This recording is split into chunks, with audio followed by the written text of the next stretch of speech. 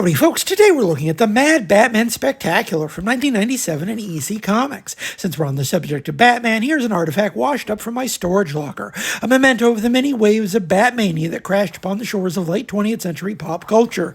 The occasion for celebration was the release of the fourth and final Batman movie of the era, the woefully underrated and sadly much maligned Batman and Robin, a personal favorite that has thankfully come in for some degree of reevaluation in recent years, despite almost 3 decades of subsequent Bat movies largely dedicated to eliminating any shred of technicolor whimsy from the character's presentation. Although the present volume was patently and proudly designed to cash in on the last fumes of enthusiasm for the waning film series, it also serves as a handy survey of the character's long history of adaptation. The great Mort Drucker appears throughout, a consistent presence as arguably the magazine's highest profile artist. Behind the drawing board, not merely for the adaptations of the first 3 Batman films, that would be 1989's Batman, 1992's Buttman Returns, and 1995's Buttman for Schluggener, but also the late 60s Batsman TV show. That's a remarkably consistent run across 4 decades for one of the medium's great caricaturists. The magazine also features Wally Wood's original epic spoof, Batboy and Reuben, from Mad No. 8, and Sam Viviano's early send-up of the later ubiquitous Batsman the Anemic series.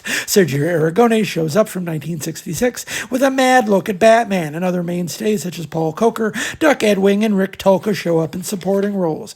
Now, of course, by 1997, Mad was long consolidated under the DC Comics umbrella, so their Batman special was ultimately just one part of the Warner Brothers media empire, making money from poking another part of the company in the eye. There's an ad on the inside back cover for the magazine's actual spoof of Batman and Robin, shipping in issue 359 with 4 different Mort Drucker covers, a strange sign of the times for the otherwise austere Mad. The turn of the century would bring more change for the publication, besides the occasional variant cover. After almost 5 decades of publication, Mad shifted to incorporate color printing and real advertisements. I was a regular Mad reader from a young age, including the giant super specials, and I stopped cold with the addition of color. Flipping through the present volume made me realize how much I missed the magazine and everything it used to represent. Mad was the only comic I brought into the house that both my parents read. The magazine was frequently trashed on account of hanging around the house, or being loaned out to friends, or stuck underfoot in the back of the car. It was a comic to be read and shared, not stuck in Mylar and squirreled away.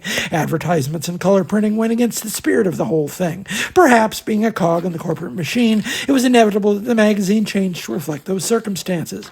This Batman special exists as a celebration of corporate synergy, to use the degraded vocabulary of marketing, but the cheap newsprint and wholesale eschewing of ad revenue still spoke to an elemental integrity now long gone from the world.